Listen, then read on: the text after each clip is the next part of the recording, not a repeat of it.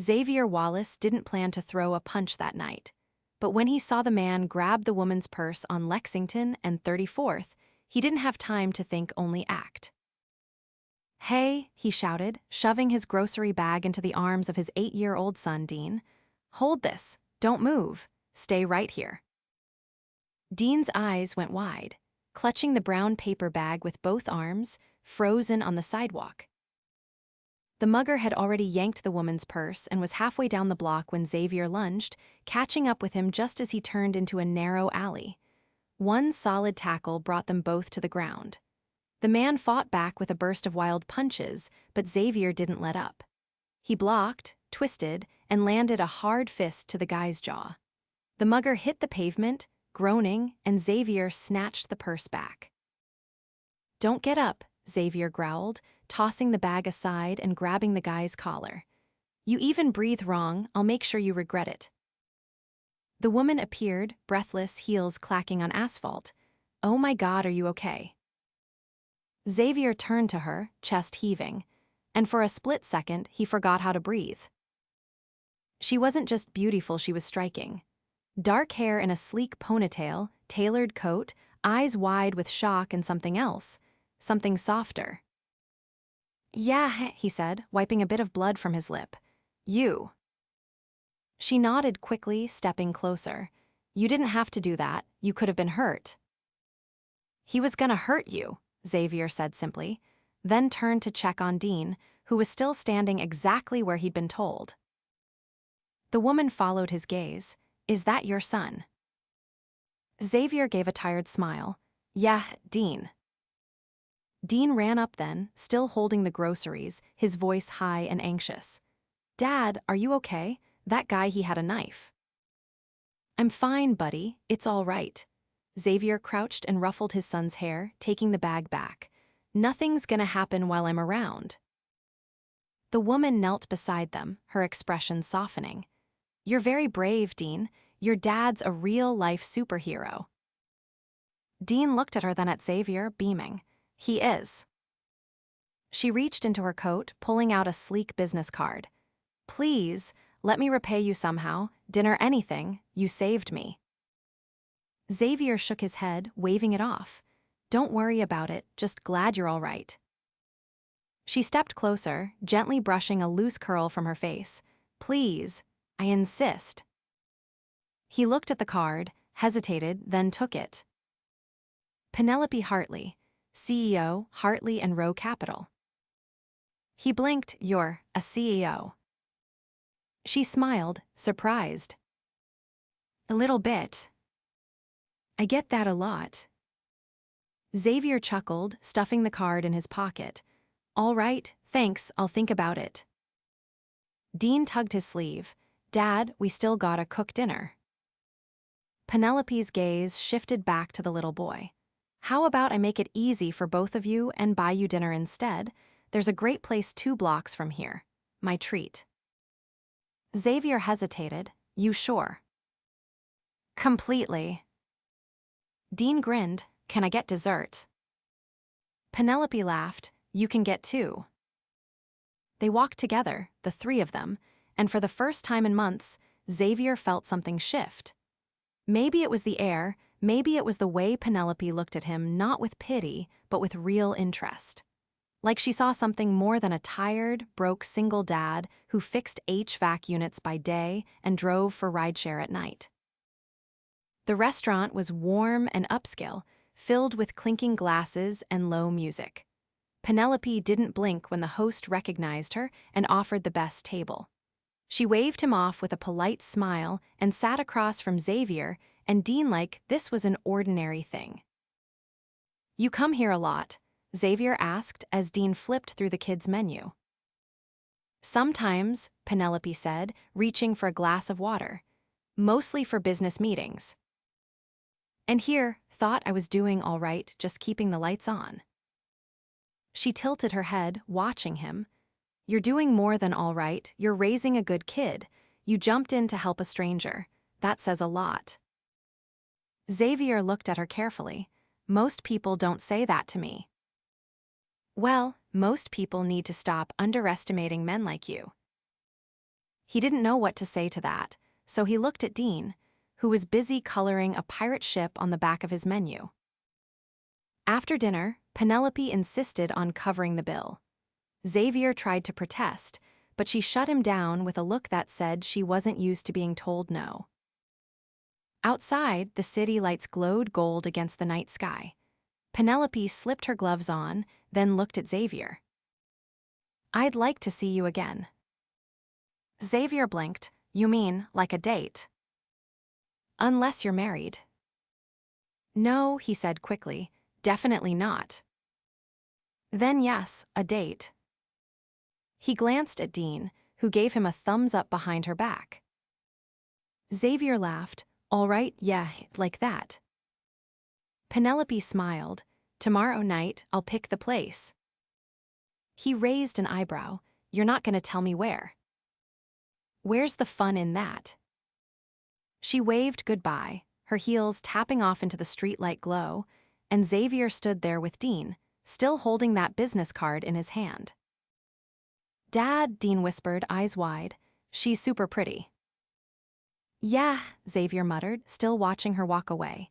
"She really is." Xavier adjusted the collar of his only clean button-down shirt for the third time, eyeing his reflection in the restaurant's mirrored entryway. It wasn't fancy, just a deep gray cotton shirt and his best pair of jeans, but it was the sharpest look he had. And tonight, somehow, it didn't feel like enough. Dean was with his neighbor, Mrs. Caraway, who'd agreed to babysit in exchange for fixing her broken radiator. She'd shoved a slice of lemon loaf into his hand and told him not to come back until he'd made her proud. The maitre d' at the front smiled when Xavier gave his name. "Right this way, MS. Hartley is expecting you." He followed the man through a dimly lit corridor lined with golden sconces, the soft hum of conversation and crystal clinking growing louder with each step. When they reached the private rooftop terrace, Xavier stopped short. The skyline stretched behind Penelope Hartley like something out of a film, lights glittering against the night, a low fire pit burning in the center of the table, and her, seated in a midnight blue wrap dress that shimmered under the glow. Her eyes lit up as soon as she saw him. "You clean up well," she said, standing. Xavier chuckled, rubbing the back of his neck. "Thanks. I think this shirt still smells a little like antifreeze." She reached for a second glass of wine already waiting for him. "Adds character." He took the seat across from her, trying not to gawk at the view or her. "You sure they're okay with us being up here?" "I own the building." His eyebrows lifted, but he didn't comment. He just nodded once, like that was something people said every day. They ordered. The waiter didn't hand them menus, just listed off a few dishes that Xavier couldn't pronounce, and Penelope made selections without hesitation. He didn't argue. He wasn't here to impress anyone with his taste in food.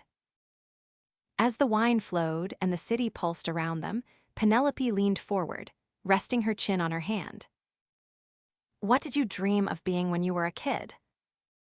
Xavier blinked. "That's a curveball." "I like curveballs." He took a sip of the wine, something dry and smooth that probably cost more than his electricity bill. "I wanted to be a pilot." "Really?" Her eyes widened. "That's unexpected." "My dad was Air Force. He used to bring me little model planes when he came home. I'd build them with him on the kitchen table." "What happened?" He looked down at the flickering firelight. "He passed when I was 16. After that, I stopped dreaming about things that flew." The silence that followed wasn't awkward. It was thoughtful. Penelope didn't give him sympathy or platitudes. She just let the weight of it settle, then gently shifted the conversation. "I wanted to be a concert pianist," she said, running her finger along the rim of her glass. Xavier leaned back. "You play?" "I used to. My mother thought it was impractical. She had other plans."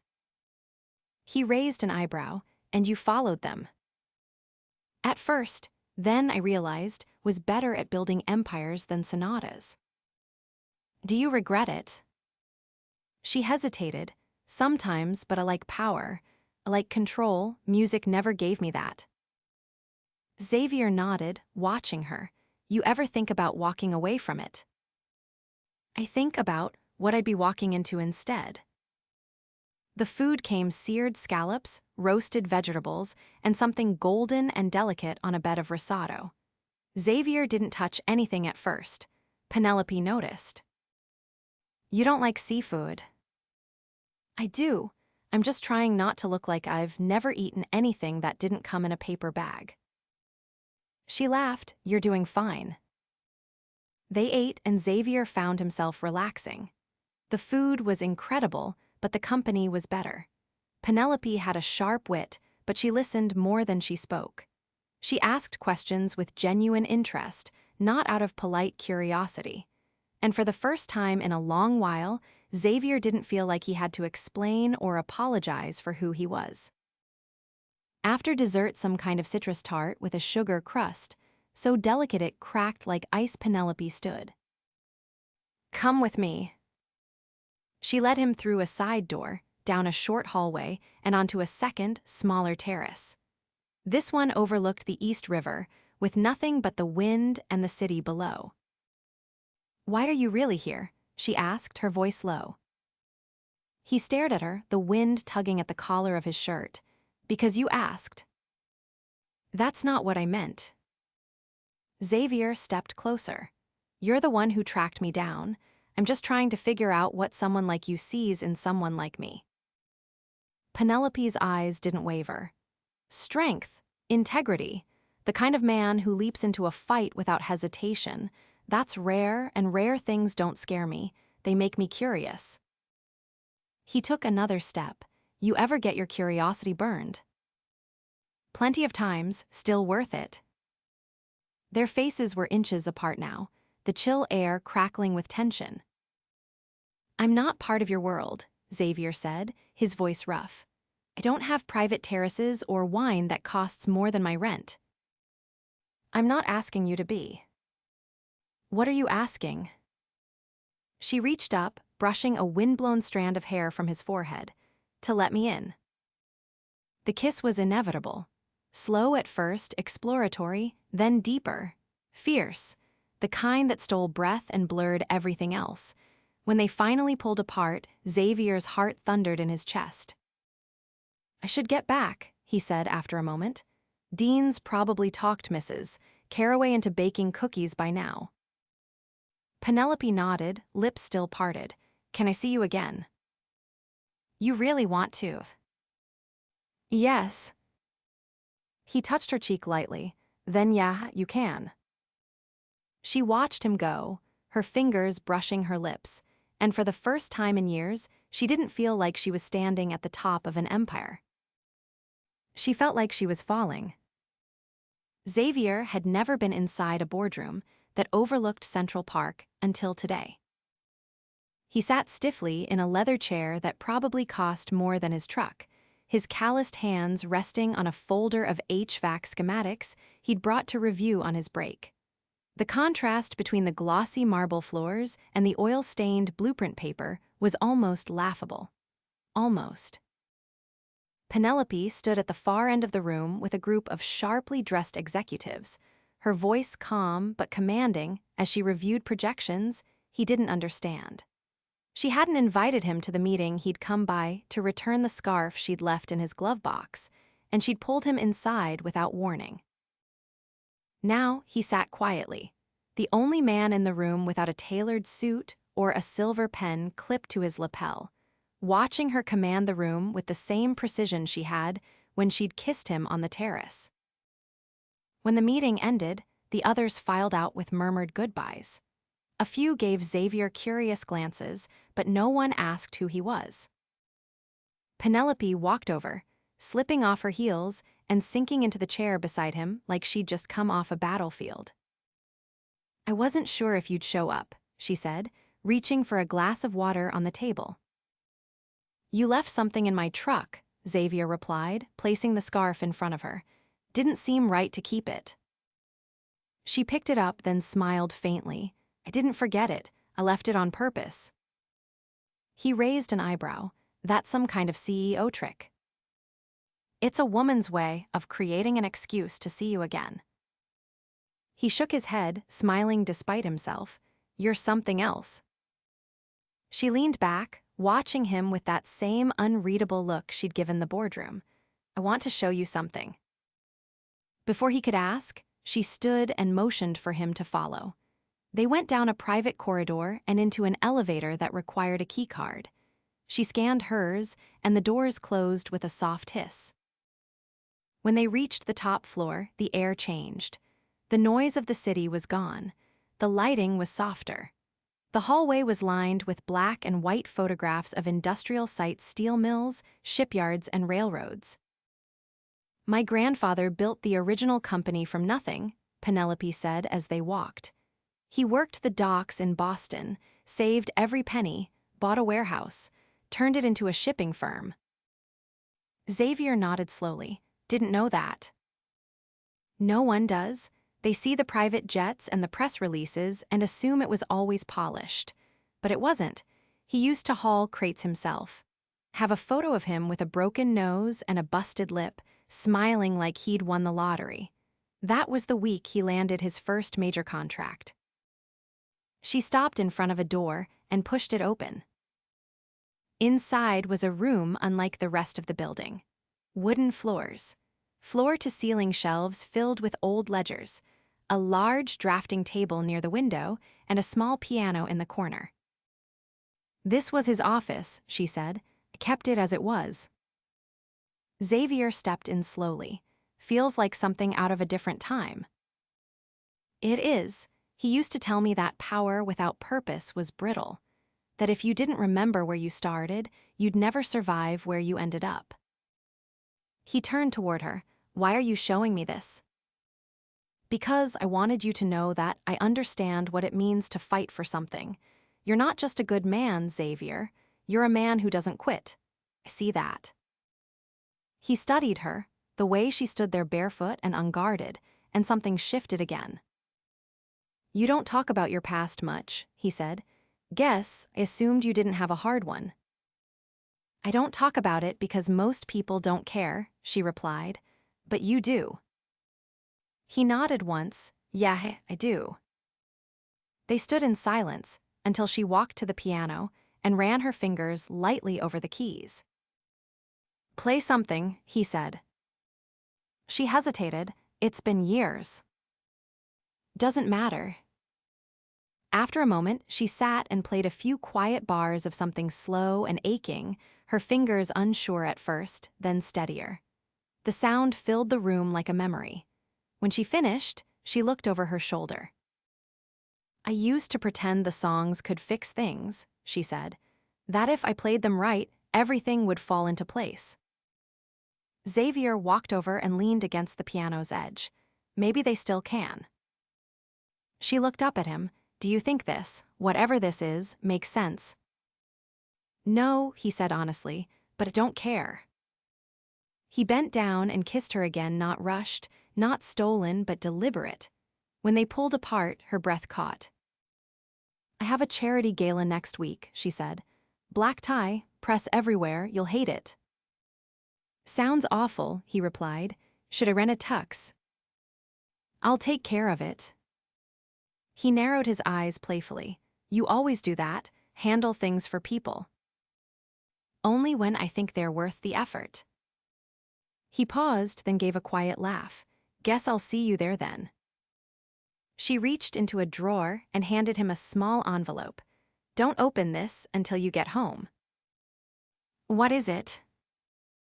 A surprise. He tucked it into his jacket and headed for the elevator. At the door, he turned. You ever wonder what it'd be like if we met under different circumstances? No, she said. I think we met exactly when we were supposed to.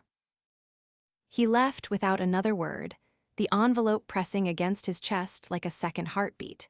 He didn't open it until he got home, long after Dean had fallen asleep and the apartment had gone quiet. Inside was a photo. Not of her, not of them, but of the same model airplane he used to build with his father. and a note, handwritten in clean, deliberate script. For the dreams we put away too soon, let's build something new. The gala was held in a historic ballroom at the edge of Gramercy Park, where crystal chandeliers stretched over 100 guests dressed in silk and satin, tuxedos and cufflinks that gleamed under golden light. The string quartet played something elegant and slow near the stage, and the air carried the scent of white orchids and aged champagne. Xavier hadn't touched his drink. He stood near one of the tall windows, shoulder tense beneath the tailored tuxedo Penelope had sent over the day before. It had come with a handwritten note that simply said, "Trust me." He didn't belong here. Not among these people who laughed too easily and scanned name tags like stock tickers. He'd spent the better part of his life covered in rust and sawdust, not walking red carpets and shaking hands with senators. Penelope had disappeared into a sea of donors and executives, gracefully weaving through circles of influence like it was second nature. Every now and then, Xavier caught her looking at him across the floor, but she was always pulled away before he could approach. A man in a navy velvet jacket sidled up beside him. "You're the one who saved her, aren't you?" Xavier turned, frowning. "Sorry." "The mugger," the man continued, sipping from a flute of something pale and expensive. "You're him. Penelope mentioned it in her speech last week, said someone reminded her what real courage looked like." "I didn't realize I was part of her press circuit," Xavier said dryly. The man laughed like he hadn't heard the edge in Xavier's voice. "Relax, it's a compliment. She doesn't speak like that about anyone, not even her board." "Do you know her well?" The man's smile faded, eyes narrowing slightly. "Well enough to know she doesn't let people in. You must be the exception." Before Xavier could reply, Penelope appeared beside him, sliding her hand into his arm without missing a beat. "Excuse us," she said smoothly to the man, then led Xavier toward a side corridor that opened into a small, dimly lit lounge. Xavier waited until the door shut behind them before speaking. "Was that supposed to impress me, having people whisper about me like I'm your newest acquisition?" Penelope stepped back, surprised. "That's not what this is." "Then what is it?" he asked, voice low. "Because I don't recognize this world. I don't recognize you in it either." She walked to the window, her reflection fractured in the glass. "This is the part of me I've spent years building. It's not who I am, it's what I had to become." Xavier exhaled and sat on the edge of the velvet couch. "Then let me ask you something, and don't dress it up. If I wasn't the guy who chased down some thief, if I were just another single dad doing side jobs and scraping by, would you still have seen me?" Penelope turned slowly. "I saw you before you said a word to me. You stood in front of a stranger and put yourself in danger without hesitation. That's not about jobs or status or money. It's instinct. You didn't do it for recognition, you did it because it was right. That's who you are." He looked away, jaw tight.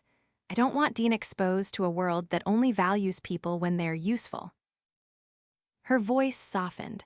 "Then show him it's possible to be part of it without losing yourself." He stood, pacing once before stopping in front of her.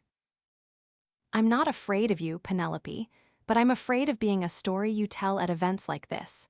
I'm afraid of being temporary." "I don't want temporary," she said, stepping in closer.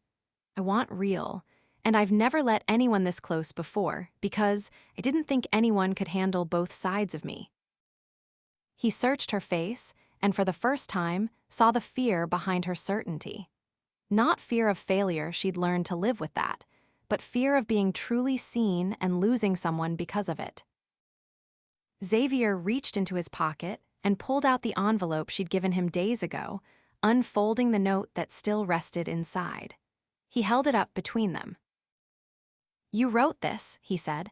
"For the dreams we put away too soon, let's build something new." Her breath caught, but she didn't speak. "I want to build something, Penelope. but not with someone who disappears into glass towers and forgets how to come back down. "I won't forget," she whispered. "Then don't." They stood like that for a long moment, the city glowing behind them. Then Penelope slowly reached into her clutch and pulled out a second envelope. "This was meant for tomorrow," she said, offering it to him, "but now feels right." Xavier opened it. Inside was a deed, not to property, to a business. Wallace and Hartley Heating and Electrical. His name, her name, side by side. "I bought the building on 34th, she said. "The one with the busted units and the leaky roof. It's yours now. Ours, you run it, your way, no suits, no strings, just a foundation." He stared at her, stunned into silence. "I don't need another company," she added, "but I needed a reason to stay grounded. You're that reason." He dropped the envelope and pulled her into his arms without another word. Their kiss this time was different. Not the fire of a beginning, but the quiet certainty of something real taking root. Outside, the gala carried on, speeches and toasts and polished smiles. But inside that quiet lounge, Xavier whispered against her temple, "Let's go home." She nodded, tears threatening. "Let's." Later that night, Dean sleepily opened his eyes as the front door creaked. He rubbed them, blinking as Penelope stepped in behind Xavier, carrying a small paper bag. "I brought cookies," she said softly. Dean broke into a grin. "The good kind." "The best kind." Xavier scooped his son into a hug, lifting him effortlessly. "Guess what, buddy?" he said. "We've got a new shop, a real one, no more basements." Dean's eyes widened. "With a sign." Xavier looked at Penelope. "With a sign." She smiled at them both, and for the first time felt the weight of all her ambition finally settle into something warm, something lasting. Not a story. A beginning. The new shop was still a skeleton of what it would become: exposed beams, unpainted drywall, and a cracked concrete floor, but Xavier stood at the center of it like it was already alive. Penelope leaned in the doorway, arms crossed over her chest as she watched him measure a section of the wall, pencil tucked behind his ear. "You still haven't told me what color you're painting it," she said. "I haven't decided," he replied without turning, "but it won't be beige." She walked in, heels clicking against the floor, then stopped beside him. "Good. Beige is for offices and people who don't have opinions." "I've got plenty of opinions," he muttered, "just not about paint." He turned to face her, and for a moment they just looked at each other. The weight of the past few weeks hung between them, not heavy, but electric. Everything had shifted since the gala. There had been no more questions, no more second-guessing, only forward motion. Penelope touched his arm. "I want to add something." He raised an eyebrow. "To the shop?" "To the idea of it. There's a back room. I was thinking we could turn it into a little training space for apprentices." Xavier's jaw tightened slightly. "You mean kids?" "Teenagers, ones who have aged out of the system. There's a program I've worked with before. They just need someone to give them a shot." He looked at her carefully. "You're serious?" "Dead serious." He set down his tape measure. "You really think this place could be more than just a business?" "I think," she said slowly, "it already is." He exhaled and nodded. "Then let's do it." Later that night, they sat on the floor of Xavier's apartment, surrounded by boxes of parts and tools, some marked for the shop, some pulled from storage. Dean lay on the couch with a comic book, half asleep but refusing to go to bed until he'd finished the last page. Penelope reached into a box and pulled out a small, rusted plaque. The engraving was faded, but she ran her thumb across it until the letters appeared. "Wallace and Sons Heating, EST, 1985, she read. "This was your dad's." Xavier nodded. He bolted it to the back of his first truck, said as long as that sign was up, the name meant something. She turned it over in her hands. I want to hang it in the new place, right at the entrance. You sure? I think the world needs to see where it started. Dean yawned loudly from the couch. Are we going to have snacks at the shop? Penelope smiled. Snacks, vending machine, and probably a microwave that explodes if you don't watch it. Cool, he mumbled, eyes closing.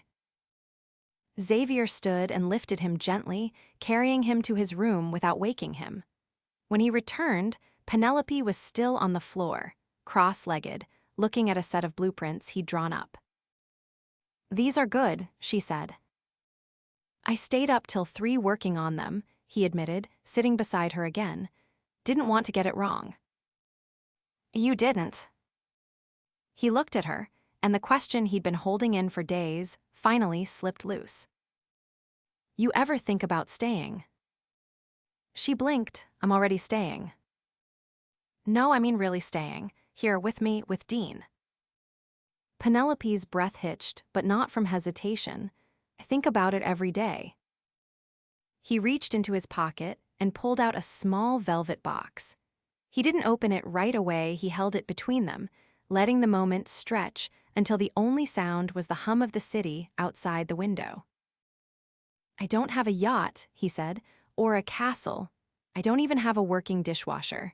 But I've got this life I'm building for the 2 of you, and I want you in it, permanently. She opened the box slowly. Inside was a ring simple, elegant with a single diamond nestled in brushed gold. Penelope looked up at him, eyes shining. Are you asking me to marry you? I'm asking you to come home, for good. She tilted her head. Even if I leave my shoes everywhere and take over your closet. I'll build another closet. I burn toast. I'll cook breakfast. She laughed, and then the tears came not from sadness, but from something deeper, something solid. She leaned forward and kissed him, her hands sliding around his neck. Yes, she whispered against his lips. Yes to all of it. They didn't tell Dean until the next morning. He was halfway through a bowl of cereal when Xavier placed the ring box in front of him. Dean opened it, frowned, then looked up. Wait, are you guys getting married? Penelope leaned on the counter. What do you think? Dean grinned, only if get to be best man. You're the only man I need, Xavier said, ruffling his hair. The weeks that followed moved fast. The shop opened with a small ceremony, just a handful of neighbors, the first teen apprentice, and an old radio playing in the background. Penelope wore jeans for the first time in public. Xavier built the front desk by hand. Dean handed out cookies from a folding table. The plaque went up above the door. Wallace and Hartley Heating and Electrical. The training room filled by summer. The business grew by word of mouth. But more than anything, it became a place where people came to build not just machines, but futures.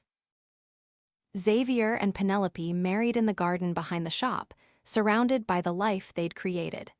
There was no orchestra, no press. Just laughter, vows whispered under strings of lights, and Dean standing proudly between them with a ring box in each hand. Afterward, they danced barefoot on the grass. Penelope's dress caught the moonlight, and Xavier held her like he'd never let go. You know, she murmured against his shoulder, I never thought I'd fall in love in a back alley. He kissed her temple, and I never thought I'd find my future in a scarf, almost forgot to return. She laughed and pulled him closer. Let's never forget where we started. We won't, he promised, because from now on, we're building everything together. And they did. Every day, every step, every heartbeat, together.